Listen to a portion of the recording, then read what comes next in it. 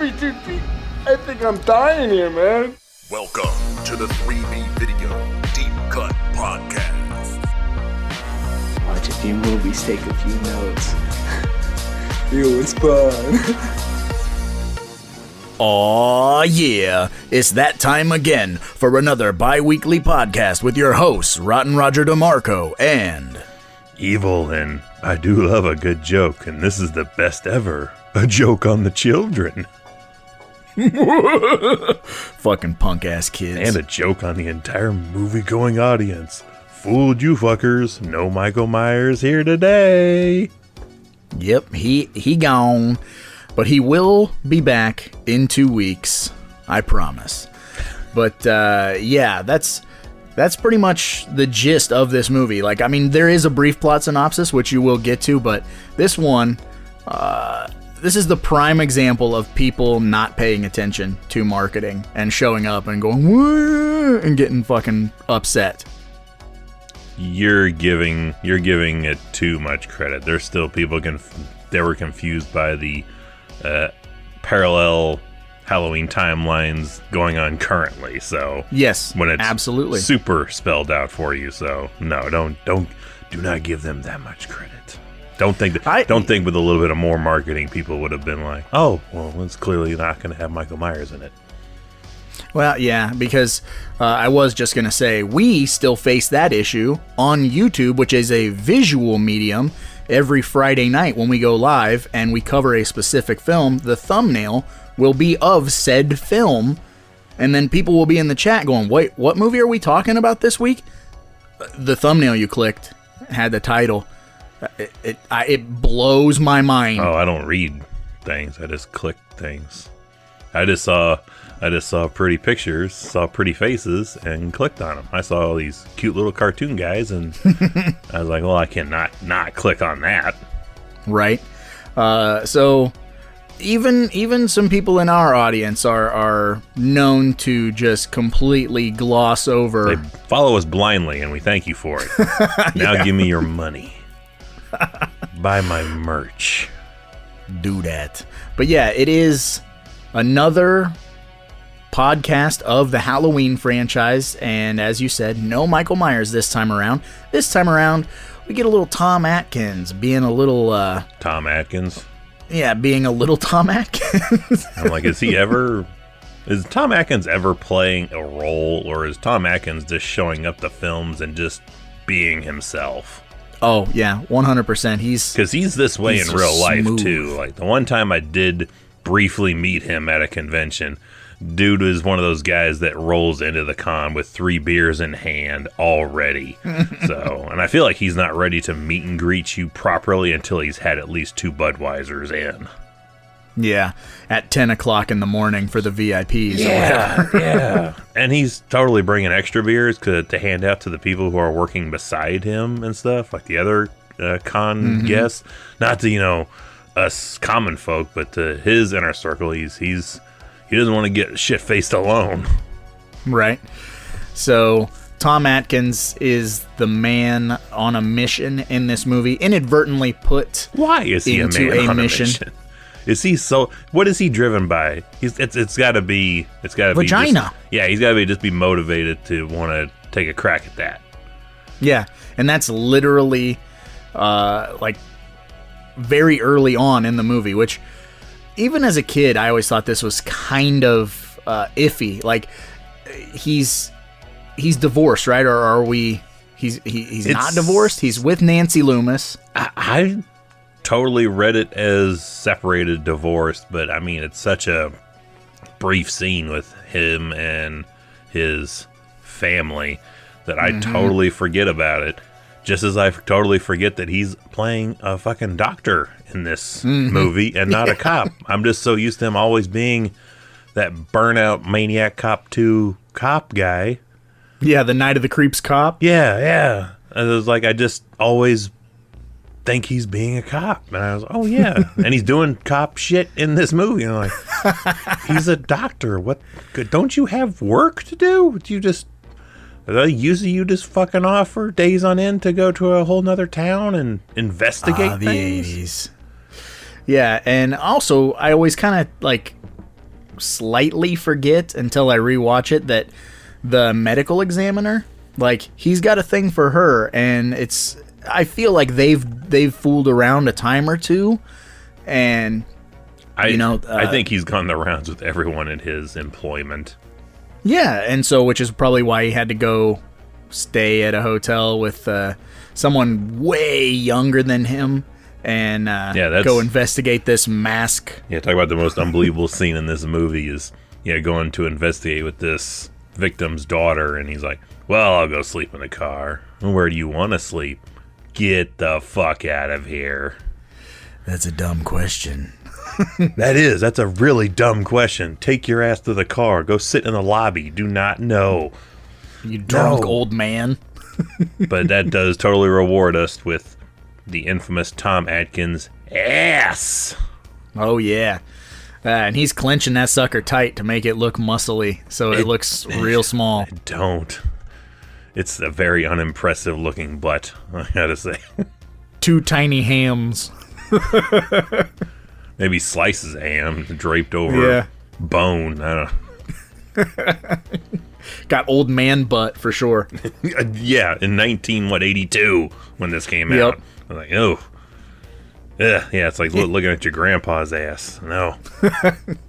So, do you want to give the good folks out there in internet land a brief plot synopsis? I mean, we kind of already touched on it, and then we'll just jump on into the Halloween 3 hate train, love train, whatever. As weird as it is, we've not even began to discuss the plot of this film. This is a mask-making company that is Irish-based in California that steals Stonehenge and uses slivers of Stonehenge rock combined with 1982 computer technology to trick all the children on Halloween night wearing booby-trapped Halloween masks that somehow produce bugs, snakes, and poisonous things that'll just melt the child's head and destroy them. And it's all part of Dan O'Hurley, a.k.a. Connell Cochran, who just wants to bring back the old...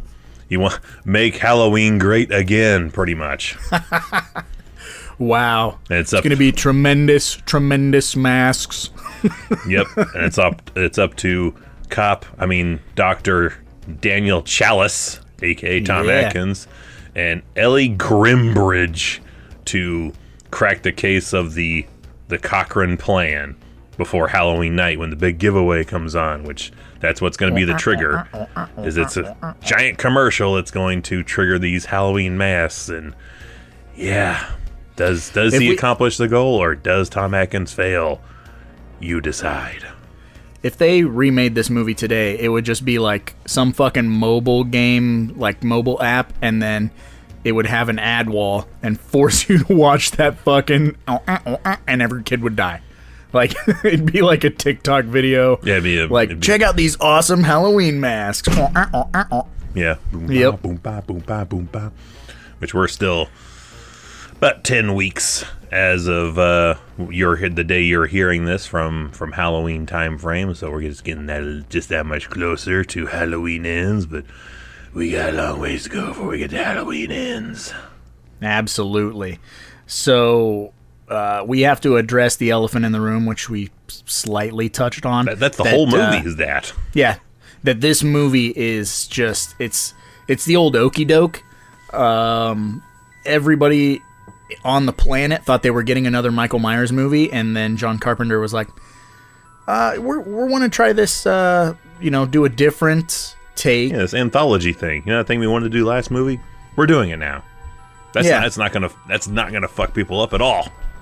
No, and like you said 2 weeks ago, John Carpenter did not want to do Halloween 2. He wanted to start it then, but Universal and everyone else talked him into this sequel, and then they were like, then you can do whatever you want. Well, Universal inadvertently fucked John Carpenter, because I think you and I are both in the same boat that if this movie wasn't called Halloween, and if it was just called Season of the Witch, I don't think it would have like been a massive hit, because Carpenter kind of has a bad track record in the 80s. Like, his movies would come and bomb pretty hard, like, and then they get a second life later.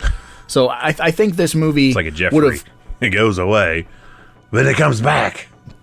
It would have done okay, then it would have disappeared. And I think we'd kind of still be in the same boat we are now with like new fans discovering it and then like people deciding they hate it, people deciding they love it. But it wouldn't have that Halloween name to fucking confuse new people, I guess. Yeah, we're going to come across this several more times in this journey, but here's our first fragmentation of the storyline being a parallel multiverse. This is the Choose Your Own Adventure horror franchise, and we're starting that separate branch, and it's a one and only branch, at least at this point in time. I ain't holding them. I'm not 100% ruling out that Halloween Ends does not bring this shit back some way, shape, or form. But this is our first. We talked about that. Yeah, this is our first splintering of the stories with this film, in which the Halloween movies exist, in that they're Halloween movies. Mm-hmm. Which very meta ahead of its time, but again, the audiences were not ready for this. Like, boy, did everyone hate this. You can't, and again, it's the Halloween fan base is so disgusting. Like, you can't, I'm sorry. If you listen to this, I'm sorry. Do it. They like that. Slap them in the face and call them a bitch. Yeah, spit in your mouth. Like, you go on any message board. Are message boards still a thing? I don't know. Comment section. I think that's the modern version. Any of those things, and it's so violent and topsy-turvy and ridiculous with, well, I like this movie. Well, you're a fucking moron. Well, fuck you. I want to kill your parents. Like, it literally gets like... I can't wait to see comments that show up in for this. I cannot wait.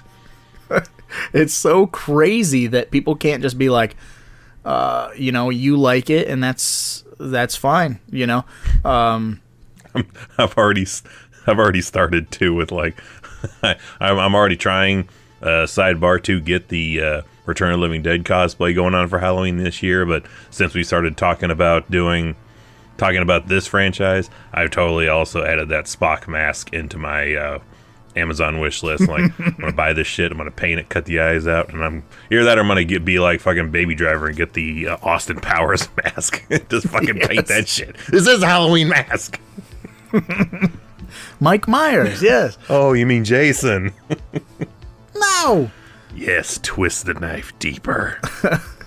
Which we also kind of got to talk about this Silver Shamrock being as widely successful as they are, with only offering three masks. It's not that they're offering just 3 masks that make this improbable to me. It's that this is a ground-based operation. It's a huge factory, but it's all just guys literally hand pouring, the latex into these molds and making these things and painting them by hand. And these guys are still making fucking masks days before Halloween. Are they planning on shipping these ones out like a day or two before Halloween? Shit's already clearance by this point. And do they think people are going to be buying this shit next year? You think this is going to be a business that's going to thrive in 1983? What are they doing? Why are they still producing masks? And why also, I don't know if this would be you, but I totally, because the whole key element is that these big fucking tags on the back of the masks are what activate this secret spell. Which I don't even want to get into how the hell you combine slivers of Stonehenge with computers to make this shit work, or why that is a thing. But the first thing you want to do when you get home, at least what I would have done, is take off all that shit that's like store brand bullshit. Like price tags, identifying like company markers and stuff. Like that's taken away. That's breaking kayfabe. The illusion. Yeah, the illusion of the costume. Yeah, and if they would have fucking popped those Silver Shamrock things off, they might have got face blasted like the one lady. It would have foiled the plan early. Like, oh, they ruined it. Who would have guessed these kids hated these fucking bunch of kids can't follow instructions. Yeah. And they also, and just to touch on the fucking Stonehenge thing, because I can't not mention that I love the line of like, you wouldn't believe what it took to get this Stonehenge rock here. How? Yeah. How do you sneak that away? They're in Wales, and it's a long fucking... The wife has been to Stonehenge. She's like, it's a long drive of nothing, and then boom, there they are. And I'm like, how are you stealing a rock from Stonehenge and somehow transporting that shit all the way to California? Putting it on the back of a flatbed truck like they do with the T-Rex in fucking The Lost World. Shoota! Oh, that's the other one. Yeah, that's the good one. We only talk about Jurassic Park 1. Sidebar to that, I've only seen the first one. And good. And the Chris Pratt one. I've seen that one. But there's like 3 Chris Pratt ones now. Well, I've only seen 2 Jurassic Parks of all how many there, however the fuck there are. 4,600. Unlike Halloween, which I've seen every single one multiple times and own them all, including the zombie ones. Mm-hmm. Can't wait we'll get to. I can't wait to get to those. Yeah, oh boy. I mean, I can wait to get to those. Also, we got to talk about the fact that, Colonel Cochran or Colonel Cochran or however the... I think my mind, I'd spell like Connell Cochran, but I keep wanting to say Colonel Cochran. Yeah, like Colonel Mustard, yeah, right? Yeah. Colonel. So fuck it, you're Colonel Cochran, dude from RoboCop. Yep. So, Mr. Cochran is this, like, world-renowned toy maker, or his family were toy makers. And, they build all these gags and all this stuff. And we learn pretty early on that all of his employees and all of these people in this town are essentially, they're just robots that he's built. Like his toy factory knowledge, his toy building knowledge has led him to build these very human-like androids that, parole the streets like fucking hitmen and kill anyone who starts to figure out that there's they're fingermen from V for Vendetta. Yeah, and they're fucking breaking people's noses up into their brains if they figure out that Silver Shamrock is not on the up and up, which I love that sequence. Those are all the people who are not working for the company, because that's this whole Santa Mira town it's all it is. It's like we're the Silver Shamrock company thing, so everything is Silver Shamrock related. They apparently even have a medical facility. So they say in this. Yeah. Are you taking her to the hospital? No, we're taking her to the factory. We have best care she can get or whatever. Top medical professionals, top men there. Yeah. Ark of the Covenant is in there too. Yeah, no shit. A lot of shady stuff afoot. And, again, this movie really was ahead of its time with the amount of, like, surveillance that's in this town and, like, just how much you really are on camera now and you don't even realize it. Like, oh, yeah. We're used to it now. Movie, yeah, it's just everyday life now. But back then, there's all these cameras on all the light poles and everything. And my favorite interaction is when Tom Atkins is talking to that vagrant, and the bottle looks a little heavy. Mind if I have a sip or whatever? And all that. Like this year, I'm gonna get me about a case and a half of Molotov cocktails. Burn that sumbitch right down. I quote that all the time. Come on, Pookie, let's burn this motherfucker down. Yeah, those are the only regular humans left alive, are just the ones not being employed by the Silver Shamrock Company, which this town also has a curfew they enforce every night, which fun spoiler side bit is that's the cameo for Jamie Lee Curtis to make it into the third Halloween film. That's always fun trivia. You're like, hey, did you know Jamie Lee Curtis is in Halloween 3? Yeah, that is a super sweet little tidbit. I have one tidbit that's not real that I invented in my brain, and then with the internet discovered I was wrong. So I don't know. Claiming that the internet's probably not right. I probably think you're right. When you're a kid, like, you just jump to a conclusion and then you hold on to it. Like, there's that Tom Segura joke about I forget which actor, and he's like, my dad told me that actor was gay. So my whole life, I believed this actor was gay. And then one time I brought it up, and they're like, he's not gay. And so I brought it up to my dad, and my dad's like, oh, thought he was. Like, that's pretty much, that's how... I think we should stop spreading that rumor? Now we should. Yeah, now we should. Yeah, that's that whole thing of, like, when you're a kid. So as a kid, I was really big into Ren and Stimpy. And I pride myself a lot on, like, being able to point out a voice actor. Like, I know that voice. I know that person. So up until, like, 4 years ago, I thought the heavyset guy who shows up at the factory with his kid and his wife. Oh, yeah. Buddy. I thought Buddy was the voice of Stimpy from Ren and Stimpy. And I told everybody that. I'm like, that dude does the voice for Stimpy. And then one day, I was like, I'll prove it. And I got on IMDb and looked, and I was like, I am a liar. I have been lying since I was like 12, and I apologize. Just go into IMDb Pro and just switch that. Put that in the just change it up. Yeah, just change it. You can do anything in IMDb now. They're not foolproof. They're not bulletproof. They're like Wikipedia. Yeah, you can just put in anything you want there. Just change that shit. Like, yeah, he voiced Stimpy. Yeah. So I challenge you, anyone who's listening to this, and even you, Evil, the next time you watch Halloween 3, just like close your eyes when that guy's talking and see if you can picture Stimpy. I don't know if you were ever a Ren and Stimpy guy, but I was. Ren and Stimpy. Wow, okay. I'm finding out all sorts of new stuff about you, Evil. I know. That's what this podcast does. It brings the true me to the surface, and you're gonna have to deal with it in real time. That's all good.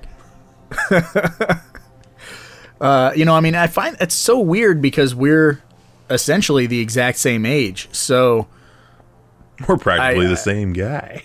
Yeah, we really are. We kind of share the same brain and everything. So I guess there's a lot of cartoons in that era, and including like Are You Afraid of the Dark, which you never watched, which still blows my mind. That next time you visit here, I'll just have to sit you down and throw like 1 or 2 episodes on. I'm the same to way. Blow your mind. And I'm the same way. Like, I used to watch Stunt Dogs. Do you remember Stunt Dogs? I don't. That's nothing. Yeah, nothing. I've only talked to one other guy in my life that's like Stunt Dogs. Like, yeah, dogs, dogs, dogs. I was gonna segue from Stunt Dogs into a very cool stunt in this movie. It has a great tagline too. The villain in that cartoon is his catchphrase is lights, camera, mayhem. Nice. Well, here we go. Speaking of lights, camera, mayhem, there is a really cool sequence in this movie where one of the robot suited assassins slinks his way into the hospital and kills what would you say that lady's name was? I forget. Her father. The Harbinger. I guess. Yeah. Harbinger of Halloween 3. Everyone calls me Dead Meat. And fucking, it's so cool. Like, grabs his nose and like, and then shoves it up into his brain, and then just nonchalantly walks out to a vehicle, dumps gas on himself, and blows himself up. That's a great scene. I love how casually he's pouring the gas on himself. Yeah, splash, splash, splash, splash. Yeah, it's real good. And if I'm not mistaken, I want to say that was Dick Warlock. I think so. Maybe I'm wrong. Yeah, like I think I'm right, but I could be wrong, and I'm sure some toxic Halloween fan out there will rip my Halloween badge off my shirt.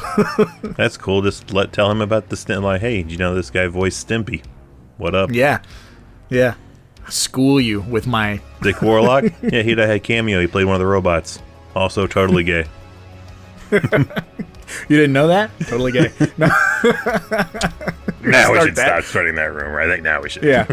Yeah, we this whole stint through the Halloween franchise is just going to be spreading misinformation. I can't even talk. Misinformation this morning. Oh, I'm planning on doing that the whole rest of this franchise. Like this is going to be my motif forevermore. Like recording this has changed my life in the outlook of like I'm just going to stir the pot forevermore on this shit. I'm going to never get anything right on purpose again. Absolutely. And only you will be the one like, he actually does know all this stuff, but he's just fucking with everybody. Yes, we know. Look, we've been forged in the fire. And again, if you want to hear absolute accurate stuff from people, there's 100 other podcasts out there. Go the fuck anywhere and you got it. Mm-hmm. It may be that's gotta be the easiest shit in the world, is to just find Halloween podcasts. Yep, just people reading facts in a straight line, like just ASMR teleprompting shit. facts. Yeah, just teleprompting facts to you that But either way, It's almost time, kids. Time for the big giveaway. Halloween has come. Are you lucky kids with silver shamrock masks? Gather around your TV set. Watch the magic pumpkin. Watch. I do love the sequence when they're showing all the kids wearing masks all over the country. Oh yeah, I do like that. Like, and telling us, like, it's the only time it's actually relevant. One of those things I just fucking hate in movies, where they have to tell us where the fuck they are and what time it is, and like, it doesn't matter. When the fuck does it matter? Yeah. Here, it's actually like, oh, yep, here they are in, Wyoming. Here they are in the Midwest. Here they are in San Diego. Yeah, and what I like now that I'm older, I'm like, that shit was all filmed in the same town. You know what I mean? Like, they didn't go to all these places. They didn't have the money for that. They're like, this corner looks like St. Louis. Sure. This field looks like Iowa. Done. Like, it doesn't matter. It really doesn't matter. As long as you put those words on the screen, people go, yep. That's it. Anchorage, Alaska. Yeah. It's like a rainforest. Yeah. It's fucking desert, palm trees. You just put a white filter on there. You're like, you ain't fooling me. I know that's Haddonfield, Illinois, or Springwood, Ohio. Both have palm trees in the Midwest. It's a thing. It's indigenous. Palm trees are indigenous. Yeah, you can plant those things anywhere and they'll grow. Speaking of palm trees, and going way back to Nightmare on Elm Street, sorry for the sidebar, I had never noticed in my entire life until we covered the Elm Street franchise. Like, I know there are palm trees in that movie, but I really saw them when they're on the bridge. Oh, yeah. I had never noticed the giant fucking palm tree in the background. And then when we were gearing up to cover the franchise, I was like, that they didn't even try to hide that. Like, it's right fucking there. Like, what are you doing? But it worked. It did. We're hardcore fans. We're like, no, you focus on Heather and Johnny there. You didn't bother looking at the fucking trees in the background. You're just drawn into their acting, what they're doing. Who gives a fuck what the trees look like? And that should be the motif. And like, well, if you're doing a good enough job, no one will give a fuck that you're clearly not in the Midwest. Yeah, well, that movie came out the year I was born, and I just noticed that palm tree. So, saying. Yeah, we can't notice everything. I still like that I was the one that pointed out the little hidden creature in the poster art. Yep. Which I had no idea that was there. Speaking of poster art, we didn't mention it during the Halloween 1 podcast, but I didn't know for a long time, probably until about within the last 7 to 10 years, of the face that's in the hand on the original Halloween poster art. Yeah, it's supposedly a nod to Black Christmas. Yeah, with the trash bag over the face. Like, you're looking at the hand holding the knife just at a certain way. It kind of looks like a face. Yeah, I don't know if there's any validity to that being like an intentional stab at Bob Clark or whatever his name is. I figured it'd be a nod for the original holiday stalker killer movie. Yeah, could be. Who knows? Maybe it's just one of those things. Well, the first, like, big public one. I know there was ones before that and everything. I've heard all the Joe Bob rants. Like, yeah. Halloween's not the first. Black Christmas ain't even the first. Well, okay. I don't know where the first lies, but we're past the first. We're into the third and only of this type movie, which at the time, the big money guy behind the franchise, Mustafa Akkad, after the failure of this movie initially, said that he would never, ever do a Halloween movie again without Michael Myers. And lo and behold, it took a few years, right? We had a hiatus. Because what year did you say this came out? 82. So it 82, took, and then we didn't come back till 88. Yeah, we didn't come back till 10 years later. So and then that's when I think they had some issues where they were going to do another sequel kind of thing, and like the band, kind of like fucking Footloose, where they were going to ban Halloween in the town. Halloween. Yeah, and the Carpenter was kind of behind that and stuff, and then the rights got kind of sold out from them, and Carpenter and Deborah Hill's stuff wasn't in the deal.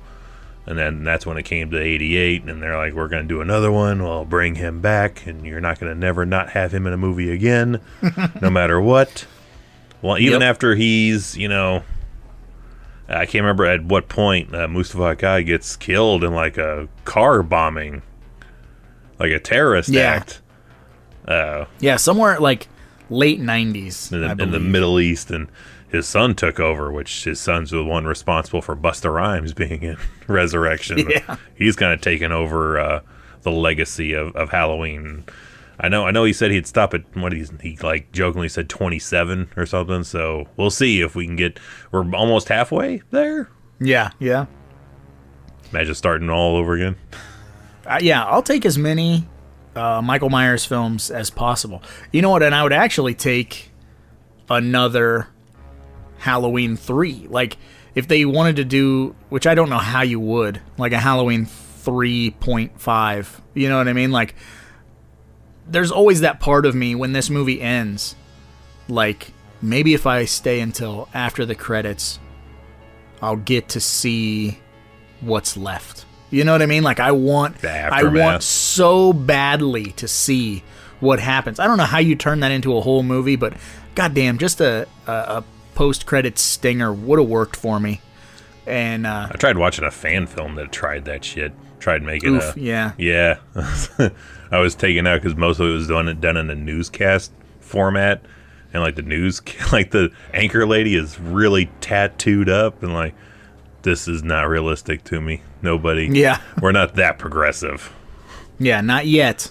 I don't know if we ever will get that progressive. We're like, yeah, let the TV anchor be covered in tattoos. It's fine. Do not get me started on fan films. That'll probably have to be a whole hour-long podcast in and of itself. But talking this, though, I'll throw it out there then, because you want to know what happens. What do you think did happen? When this movie ends, did that third channel stop playing the cartoon or the commercial, or did it go on? What do you think? I think it went on. I don't think that he got it to stop. And so that's where I'm like, man, it would be really interesting to see how many kids got wiped out. It's like fucking Thanos, half the population. And if it didn't have the desired effect that Cochran had planned for, like it had somewhat been botched because 2 out of the 3 channels or whatever didn't play it, what would be the next course of action? Would there be a movie about legal action? Would there be a movie about vigilante justice? Would there be like just straight post-apocalyptic? Like, what would it be? And that's, my brain just goes all over the place when I think about it. Yeah, what does Tom Atkins do on November 1st is a real interesting question. He buries his children. Goes back to the bar in Santa Mira. Yeah, buries what's left of his children because a bunch of snakes puked out of their heads. And there's the other mini cameo from Halloween 1 we get the call back to, because he's apparently, his ex-wife is Annie from OG Halloween. Mm-hmm. Which I never really picked up on that was her until years beyond, when it was very common knowledge. Like, oh shit, that is her. Yep, good old Nancy Loomis, or Nancy Keys as she goes by now. Keys, but she's still signing her shit as Nancy Loomis. Which is like, yep. Cool. Yep. And she does a great job with the little role that she has in this movie. She's just a grumpy She's mom. had it with Tom Atkins' fucking alcoholism. I can't blame her. I'm all on Annie's side on this. Oh, yeah.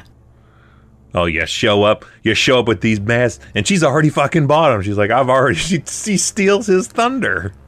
It's like 3 days before Halloween. Of course she's got their fucking she's like, costumes. oh, I planned this shit. You just find this on the gas station on the way here. Where's the receipt?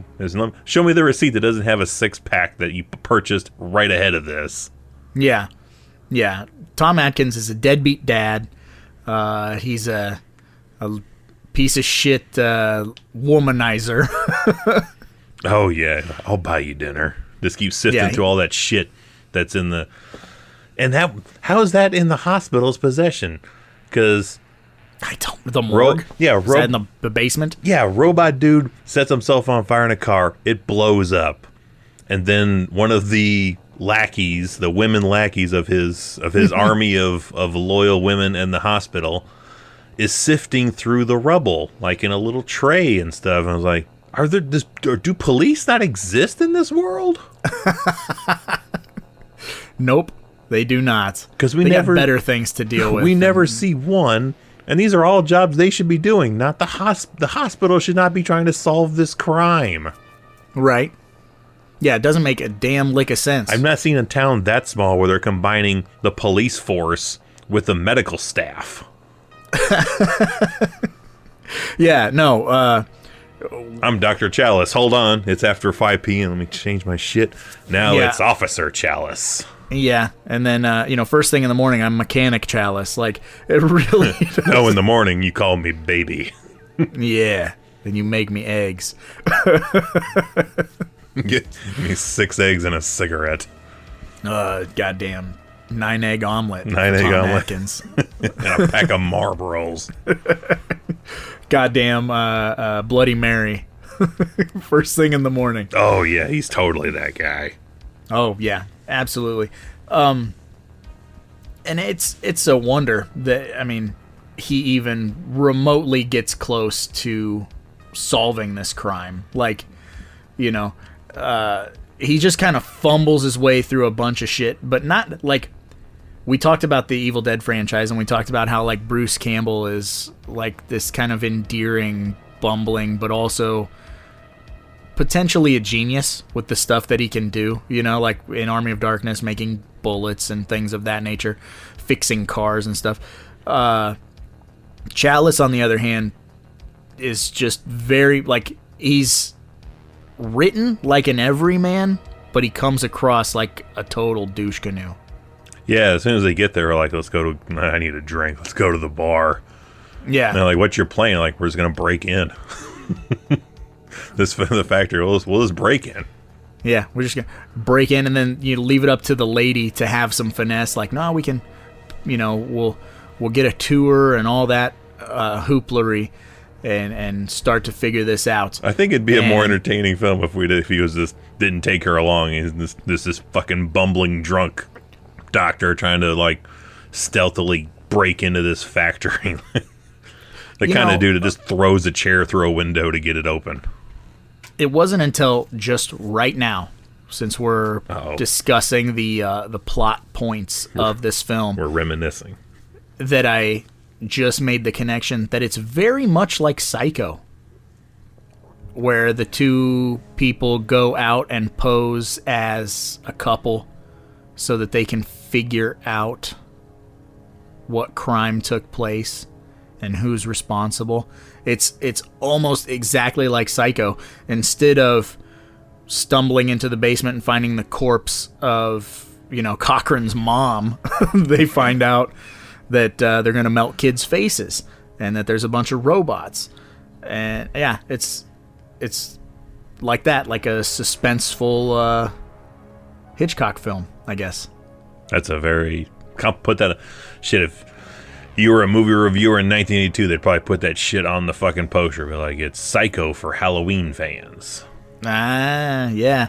Psycho for robot fans. Like, that's the other thing about this movie is, who is the fan base? You know what I mean? Like, the first and the second Halloween play to a very specific group of horror fans.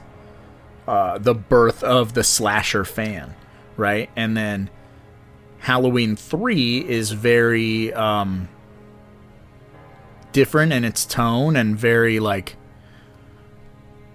sci-fi, like borders on sci-fi. So like, well, that was because Tommy Lee Wallace took over doing this movie after he passed on Halloween 2, and his big influence was the Quatermass movies. I'm not sure how to say it. It's Quatermass. The old Quatermasters. So, and he was really influenced by the invasion of the Body Snatchers. So, that was kind of his influence. So it's kind of rooted in sci-fi lore. So, gotcha. Yeah, I would totally put this in a sci-fi bordering on a horror movie. I wouldn't even put this in a slasher category at all. It might goes in there by default because it's part of the franchise. Yeah. But so by default, a guy like VHS Mikey, this would be his favorite Halloween because he's a sci-fi guy. So it probably is his favorite. We should ask him. I was gonna say I've never asked him officially, so let's just call him right now. Like, which Halloween do you like the most? And if the answer is Halloween 3, then our suspicions are correct that this movie is made specifically for suspense and sci-fi fans. But the question it has to do with the marketing, right? So, I mean, all the marketing I remember was that they advertised it as, now this is the movie the night no one comes home. Yeah, good tagline. I like that.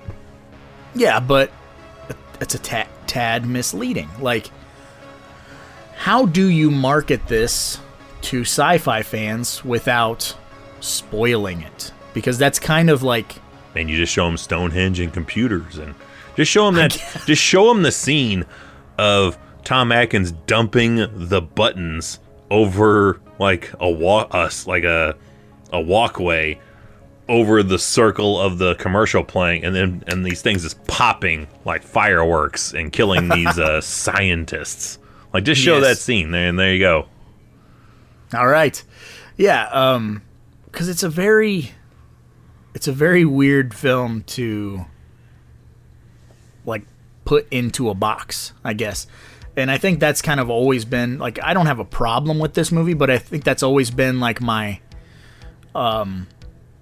my thought process on it is like, well, like, where does this go? And like, when am I, like, I know you said your wife is a fan of this movie and she watches this one, maybe not on a regular basis, but enough, right? And she's not opposed to this one going on. Outside of the new trilogy, she's not really a Halloween franchise fan, but I can talk her into this one from time to time. Oddly enough, maybe it's just because it's in her name, but Fembot, who's joined us occasionally on some of the live shows and is one of our big fans, she loves Halloween 3. So my question is, what criteria has to be met for this to be the movie that you put on? You know, like, we have our any time of day films, we have our popcorn films, we have our after 8 p.m. films, the after dark stuff.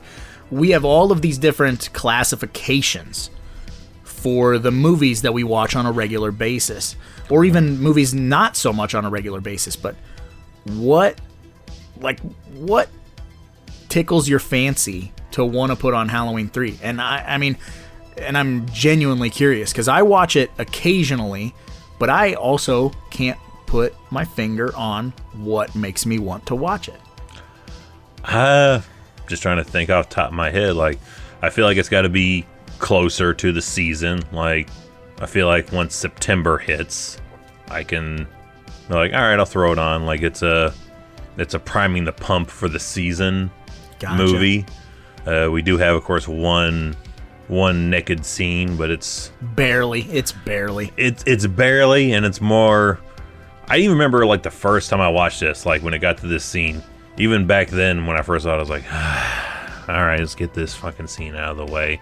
Like I wasn't even not even interested in like anything going on. I was like, oh yeah, this is where they hook up for I don't know what reason. Even back then when I was a little kid, I was like, I don't know why they're fucking around. Nope. Just because they're a dude and a girl in a hotel room at night. Yeah, and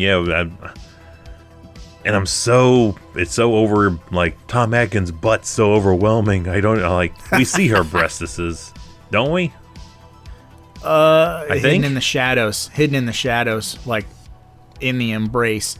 Because when they do the towel drop, we got the strategic shoulder placement and things of that nature. Like that's how distracting Tom Atkins' weird-looking ass is. And it's like, I don't remember breastises. All I remember is old man butt. Yeah.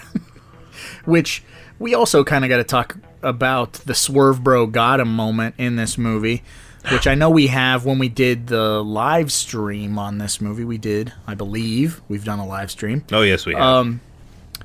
This past year.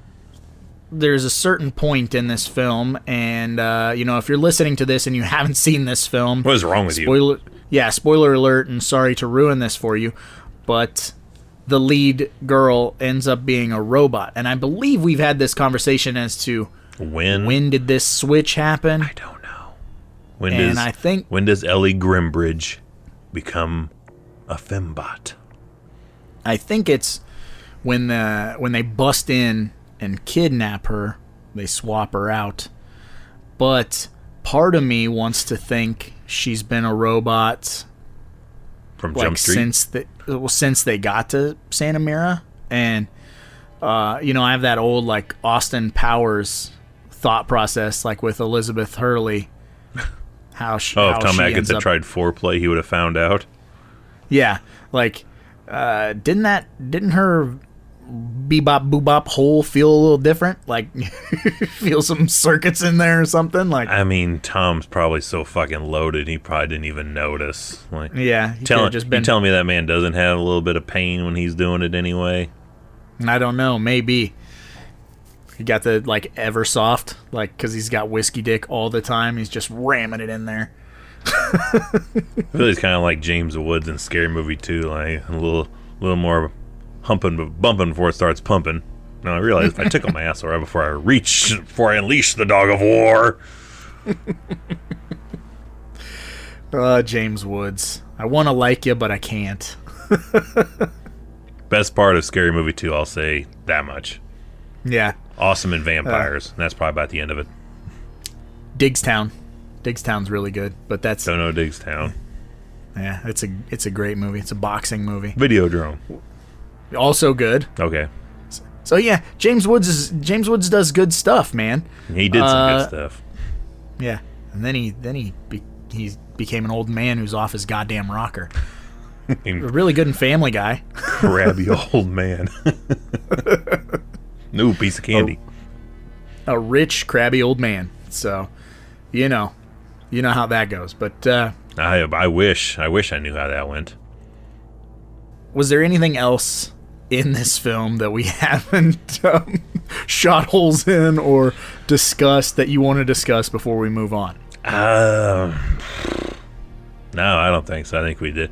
I mean, we're doing all this, but we're still gonna totally watch this movie as of when this is released in a couple of weeks to start getting ready for the season. I might throw it on today. Who knows? Right? Yeah. But it's getting close to that time, so I'll dust off Halloween 3 and throw it on. Which, I think it'd start around September and maybe a little bit post in November. Like, well, that's what it was like a week or so ago. But that's the window for Halloween 3 kind of criteria. So it's fun to shoot the holes in it. That's what we do here, and we do it all out of love. Yeah, because I do love this movie, but I can't help but laugh at some of the absurdities in this movie. Well, that's the best part of being an adult, is laughing at shit you didn't even think about in 1982. Absolutely.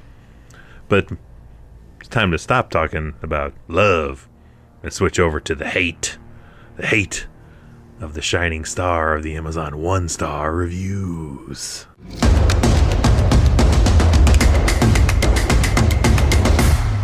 Hated it. Timely appropriate, this on October 29th, 2021 from Kindle Customer. Are Kindles even still a thing? I have an old Kindle tablet, and I haven't used that shit in probably 4 years. I don't know. You know, technology moves so... this is how old I am now. I'm like, technology moves so dang fast. I just can't keep up. It moves so fast. Well, my problem is I've stopped using it because I've had other things that do pretty much the same shit. But I put some of my personal stuff on there, like passwords and stuff to streaming devices and shit. So I'm like, I don't even know how to plug this thing in to charge it to get enough power to take all that stuff off. So I'm like, one of these days I'm just going to be just having a big party where I'm just burning all my old electronics because I'm afraid to throw them away because someone might have the technology to pull my information off of it. Kindle Customer. So you watch this on a book reading device? In 2021, I don't know, but on October 29th, 2021, he says 1 star, painfully bad. And then he goes on to say, spoiler free. So just so you know, before you get into his review, he's spoiler free. You be the judge of that. This is the reason the Halloween series decided to go back to Michael Myers. Myers, Meyers. Oh. The title and cover image create a sense of Halloween awe and atmosphere, the likes of which were completely absent from the movie itself. The main villain of the movie seemed like he/she was stolen from some low-budget sci-fi movie and shoehorned in because Michael Myers never showed up to filming. The plot is so bad and confusing that after watching it several times, I still have no clue about who, what, or why of it. That don't make no sense. I still have no clue about the who, what, and why of it. Okay. No, never mind. The acting was average at best, but I honestly felt as if the script was made by a bunch of interns who had to put something together during their lunch break after a few drinks. Bottom line is, if you are looking for a good Halloween movie to get you in the spirit, this is not for you. Not it. Whatever. There's so much October atmosphere in this movie. It's actually, I feel, up there in the franchise when it comes to the atmosphere. Oh yeah, because it's literally rooted in Halloween. It's literally rooted in trick or treating. Yeah, it's more Halloween than some of the other Halloween movies in the series. Yeah, we'll get to those. Looking at you, Resurrection. Dude, so speaking of Resurrection, Love sidebar. It. Yeah. Yesterday, on yesterday, whatever yesterday's date was, Monday. the 12th, July 12th, but in 2002, Anthony and I went to the theaters to watch Halloween Resurrection. Yep. So how does that feel 20 years later? That's your H2O moment there, man. 20 years since Resurrection. Partly why that film probably doesn't feel like Halloween because it was released in fucking July. Yeah. Shows you the faith they had in it. That's true. I never really thought of that. Because even Halloween H2O was released in the October month, if I'm not mistaken. Go to our YouTube channel and look at our commentary on Halloween Resurrection. I had purposely demanded that as a birthday gift from our Techman remix last year because I wanted to hear his thoughts on streaming a live show from multiple cameras from a fucking van in 2002. Yeah, that didn't look like garbage. But back to the here and now of February 21st, 2019, from Amazon Guy 970. He says 1 star, just know this movie was an abomination. Someone go back in time and stop it from being made. If you're thinking of renting it, do yourself a favor and give this one a pass. Insert Michael Scott, God no clip from The Office here. Oh, he's witty. This guy's a witty reviewer. And he wants somebody to get in the DeLorean, go 88 miles per hour, and go back to 1982 and stop the film Jay and Silent Bob Strike Back, this movie, from being made. You gotta stop it. Jesus Christ, gosh, you gotta stop it. It's too late, Amazon guy. Yep. Next up, on September 20th, 2021, Emily Marin. 1 star. Crap. Would put 0 stars if it would, but it's not an option. I want my money back. This piece of feces was $3.99. What a joke.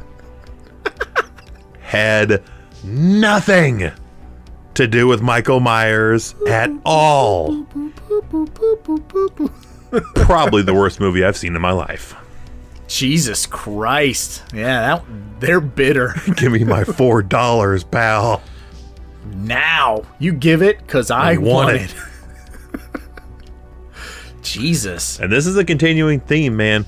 Like Lauren on April 9th, 2021 says 1 star, sucked, stupid movie, had nothing to do with Michael Myers at all. Karina H on June 29th, 2022 says 1 star, has absolutely nothing to do with Michael Myers. That was like just the other day. Yeah, I honestly don't understand why this is part of the Halloween series when it has nothing to do with Michael Myers. It's boring and the song they uses is so annoying. So she's not a fan of London Bridge. Yeah, not everybody can be, but it'll get stuck in your... It's an earworm for sure. Oh. Like once you hear it, it's like you have like a whole half a year. I have a Halloween playlist on YouTube that I'll put on, like I'm sure you do, on the projector outside on Halloween night, set the whole atmosphere. Mm-hmm. Of course, I have that whole commercial jingle in there playing at some point. Yeah. Because why the hell not? This year, I'm going to cut together like a fucking... Make your own. I'm going to cut together like a 3-hour, just a bunch of scenes from horror movies, but like omit the boobs and omit like anything too gory, but put some synthwave to it. You're going to TV edit your own background cinema? I'm going to project it on the top of the house. Oh, Jesus. So people, when they're driving by, see that, and they're like, oh, these people probably have good candy, and show up. If they don't know by at this point in time in your town that's the story, I don't know if that will do it, but I'm intrigued to see how that's going to work, for sure. But speaking of October, on October 5th, 2018, Jordan says 1 star, boo.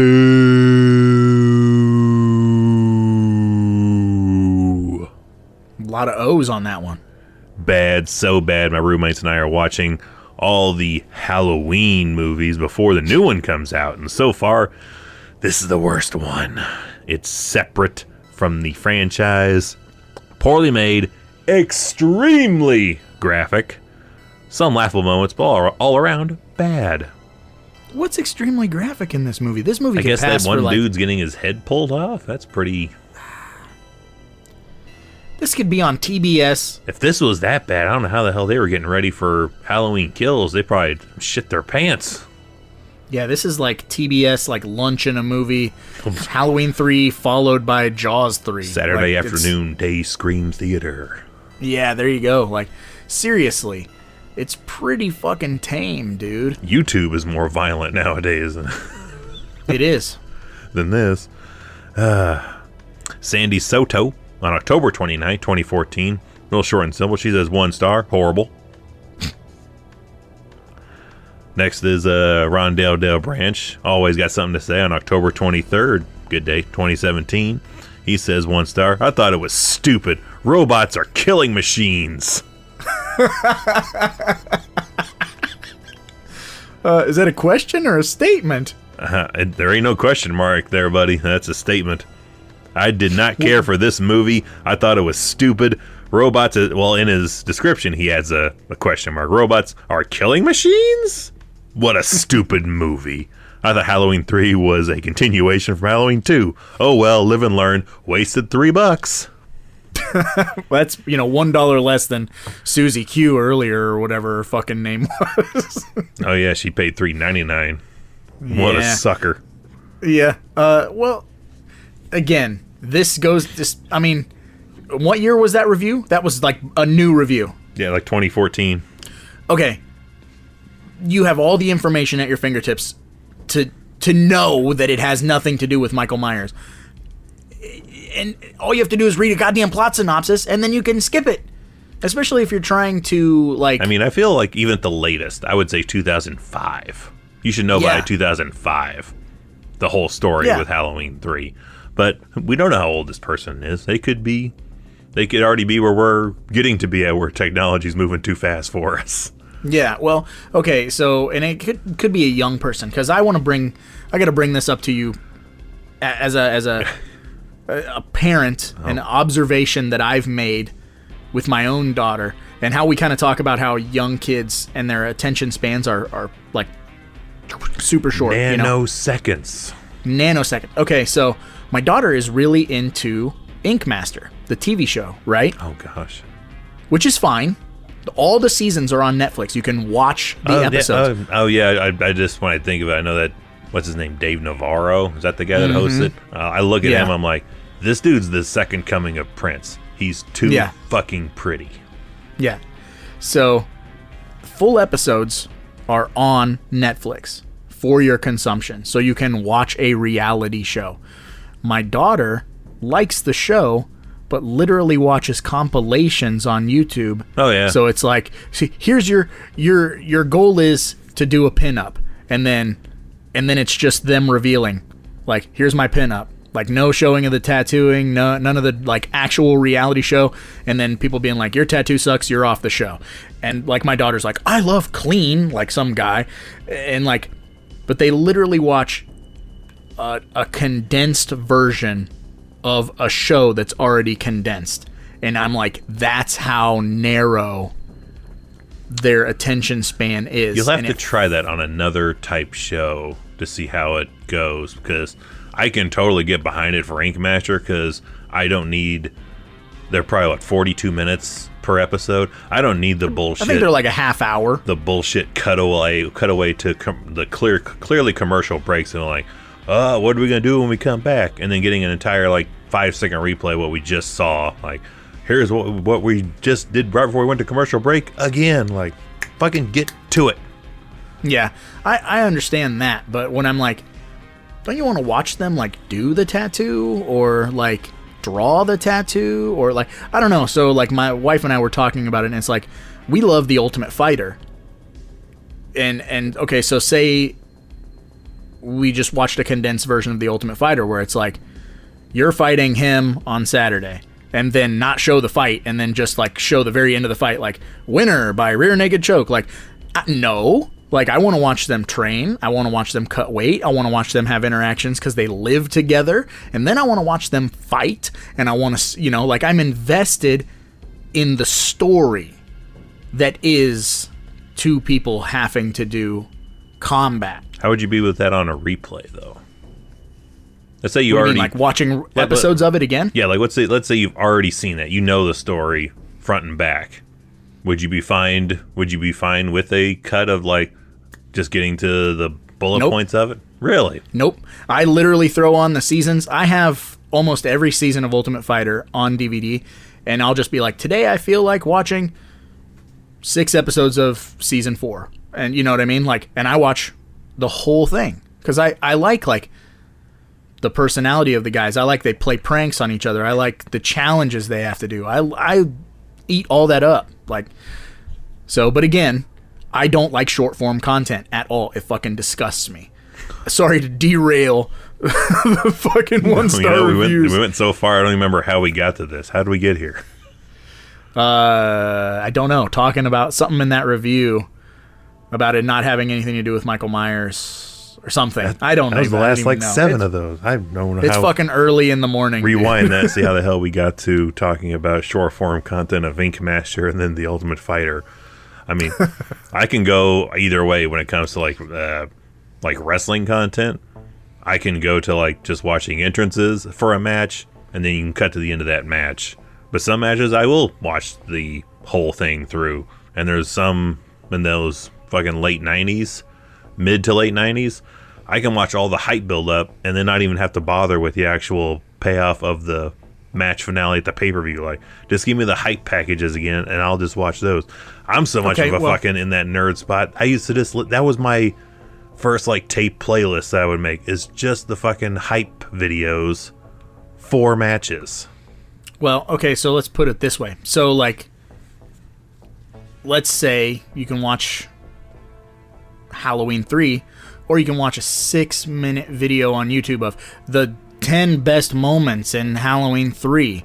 Like, no, I'm here to watch the movie. And the flip side to that is, you and I will watch a 6-hour documentary on Friday the 13th and get all the best moments of those movies, and then turn around and put one of those movies in to extend, because it primes the pump. It makes you want to watch it.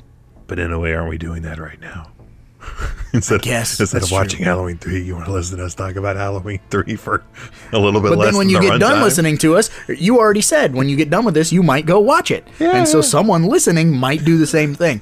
So I'm just saying, I'm a very complicated guy. I don't know, but speaking of complicated guys, I have one more 1-star before we wrap up 1-stars. And apologies, this is an all in caps guy from even his name, Michael Taylor, on July 17th, 2003. Bring back Michael. First of all, let me say this sequel has nothing to do at all with this Halloween 1 or 2. This is one about evil company that makes masks. Their plans to kill kids on Halloween with hypnotic commercials. Now, really, is the movie doing in this series? Nobody cares about an evil mask company.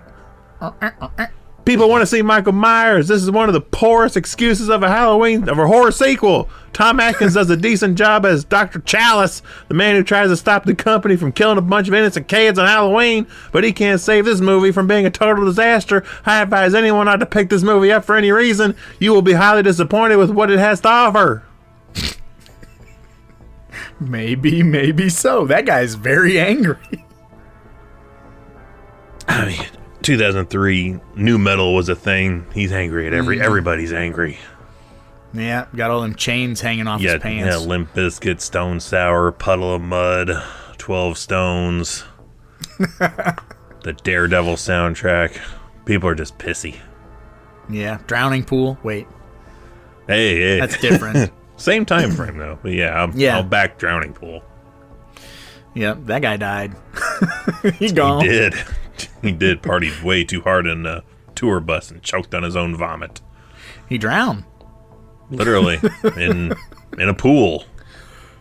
A vomit. I'm sorry for making jokes about that. We probably shouldn't, but... I can't. I bought the Drowning Pool DVD that came out immediately afterwards for that guy. I have a Drowning Pool logo tattoo that I got because it also kind of looks like the Gemini symbol at the same time. So it's like you can look at it and go, oh, you're a Gemini and a Drowning Pool fan. Yeah, I lived through 03. I let the bodies hit the floor. Forged in the fire of 03. I was forged in new metal. Yes, we were. Yeah, guy liner and gelled hair and all that craziness. But never did guy liner, but I did gel my hair every day. In my last year of high school, I even put that stylized colored glue in my hair. So I had different colors every week. I was the Jeff Hardy of my high school. Minus the drinking habit. Yeah.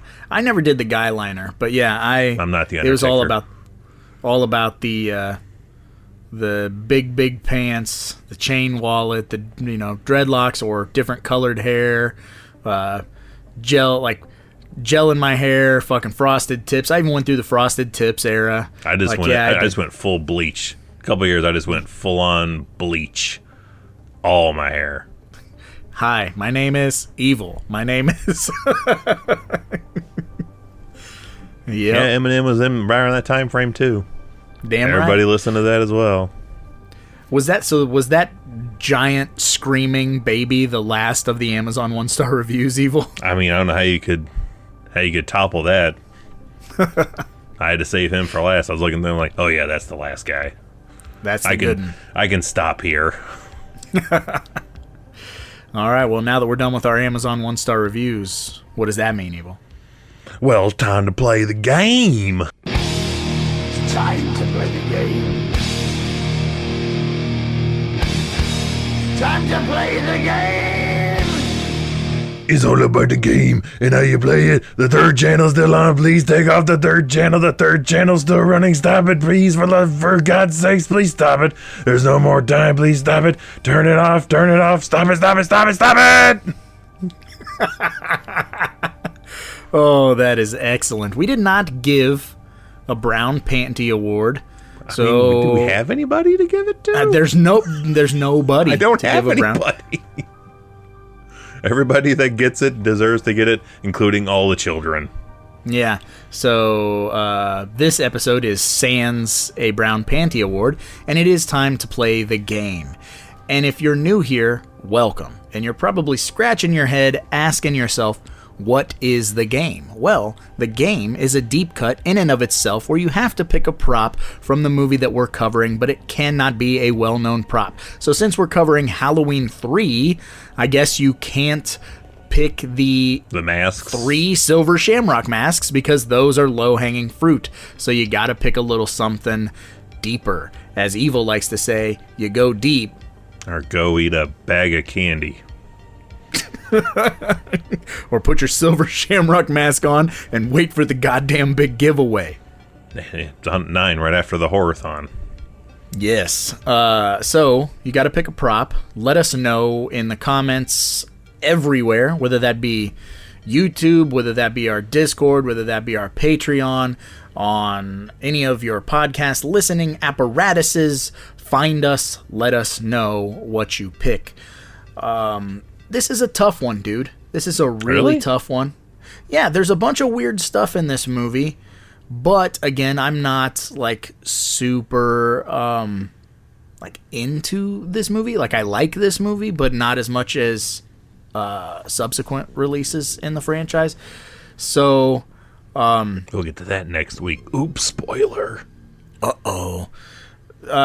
So if I gotta pick a prop, one of Tom Atkins' beer cans. What I think I want is the drill that goes into the what do you want to call her? Morgue attendant? Chalice's side piece. Yeah, his side piece. Like she's the coleslaw to his fucking. Jeez, coleslaw. You know what? Fuck it. I will give her my Brown Panty because she's probably the only endearing character I can think of in the film. And yep. I have my Brown Panty too, so go ahead. Yeah, I was like, you know what? I'll give it to her, begrudgingly, just because we didn't give it to anybody. But yeah, thinking about it, it's like, yeah, fuck it. I mean, I keep forgetting about her. Much like Dr. Chalice himself does also, I'm sure. She is the nicest person in the movie, but I will give my Brown Panty award to the man I already mentioned earlier, the drunk, angry vagrant. Which sidebar, if anyone is listening, we're trying to play the game, but the Brown Panty achievement we give out is just someone who dies in the film that we actually feel bad they have to die. Go back to our Friday the 13th Part 2 podcast for the birth of the Brown Panty achievement. Continue with the Town Drunkard. Yes, the Town Drunkard. If you've been listening to us ramble and rant for any period of time, including our YouTube channel, you'll find that I have somewhat of an affinity for this type of character. Buck Flower is my all-time favorite character actor, and he almost always plays this guy. Put him in this role. Yeah, unfortunately, Buck Flower is not our homeless guy, which oddly enough, John Carpenter and Buck had a working relationship, so I'm kind of curious why. Who lost the number? Tommy Lee Wallace must have lost the phone number. Yeah, Buck was probably busy doing like 976 Evil 2 or something. But yeah, so this type of character, just a ratty old vagrant hanging out in an alley, bumming for change, cigarettes and booze. But he's former CEO of Silver Shamrock before they took the "we're gonna kill kids" route business approach. Yep. Yeah. So he's down on his luck. He's upset at this place, but he doesn't know the danger that he's in. He doesn't know anything. If you did, he wouldn't still be hanging around here. Take what money you have and get the fuck out of Santa Mira. Yeah, get ghost quick, dude. So, he's just this angry drunk, and his mouth ends up getting him killed. And yeah, he's a decent character. You don't want him to die. You do kind of feel bad for the dude. So I had to go with that. All right. Well, what do you pick for your prop then? My prop is still I'm leaning towards the drill. The drill? That kills the because I got sidetracked with the hobo talk. I was like, oh yeah, he picked the drill, which led me to pick the chalice side piece for the brown panty. Okay. Well, I as always, the coleslaw. I want to go way too big for my prop, and I'm going to take their version of Stonehenge. You think it's a miniature, or you think it was actual size? Oh, I think someone was like, let's do an actual. Some artist there was like, we're gonna recreate a piece of Stonehenge. Had fucking chicken wire and. I think it's all styrofoam. I bet that thing you could just carry that on one arm around, 12 feet long, 3-4 feet deep, just a big fucking styrofoam gray block. I can attest to making styrofoam look like concrete. Yeah, and it being very light. Just stick that shit in the corner of my house and that's Stonehenge. Don't climb on it; it's fragile.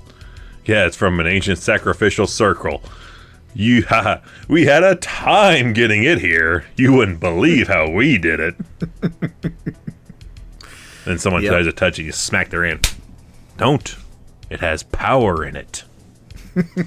That we have to harness into computer chips somehow, some way. Yeah, you cut slivers off and put it into computer chips, floppy disks, and put those on, I don't know, technology. And technology moved too fast in 1982, apparently, for me to understand.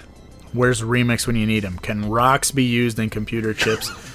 I'll ask him the next time I reboot him. Start out with, you know much about Stonehenge? If I was to cut a piece off Stonehenge and attach it to a flash drive, would it work? Could I power my PC with Stonehenge chips? I'm gonna try that shit. Just go get a gravel rock from outside, write Stonehenge on it, and tape it to a flash drive and pop it into my computer. It's a supercomputer now. It's running on Stonehenge. Yeah, it's super. Go ahead and fast. Yeah, go ahead and plug it. It won't do anything. It'll just stay on.